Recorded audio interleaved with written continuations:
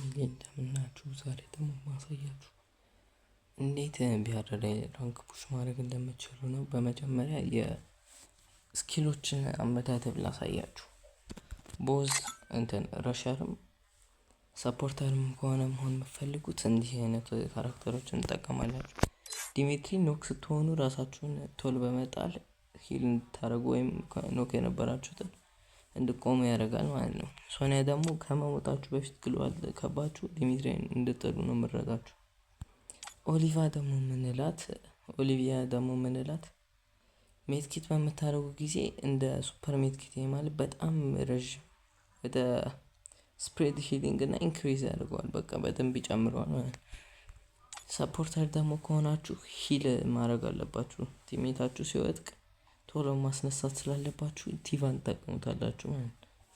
የዚህኛውን ደግሞ የምታደርጉት ቦንፋየር ነው። ምክንያቱም ዞን ፑሸር ከሆናችሁ ቦንፋየር ካልሆናችሁ ደግሞ ይሄንን ብትጠቀሙ ይሻላችኋል ብዬ አስባለሁ። አሁን ወደ ሌላኛው ቲፓችን እንግባ። እንዴት መጫወት እንዳለባችሁ ቢአር ራንክ ፑሽ እንዴት እንድትጨምሩ ቲፖችን ነግራችኋለሁ ማለት ነው።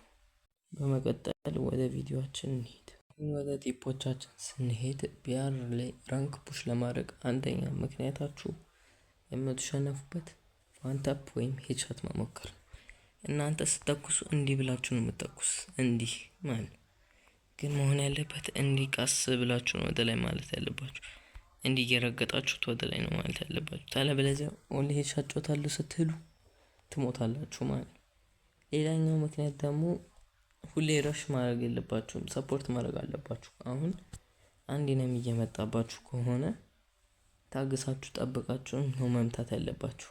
ቁማችሁ ግለው አልሸፈናችሁ ማለት ነው።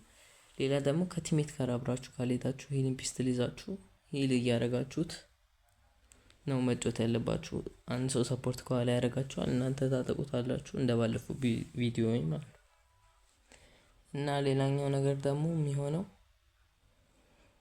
ራሽ ስታረጉ ኢነሚ ካያችሁ መደባበቅ አለባችሁ። ተደባብቃችሁ ከኋላ ባክስታብ ማድረግ ነው ያለባችሁ እንጂ ቀጥታ ፊት ለፊት ከተጋፈጣችሁት ረግጦ ሊገላችሁ ይችላል፣ ወይም ዋንታፕ ሊመታችሁ ይችላል ስላያችሁ፣ ወይም ከጀርባ መጥቶ ሊመታችሁ ስለሚችል ተዘጋጅታችሁ መጠበቅ አለባችሁ ማለት ነው። ለዛሬው ቪዲዮአችን ይህንን ይመስል ነበረ። እስከ ሌላኛው ቪዲዮአችን ድረስ ሰላም።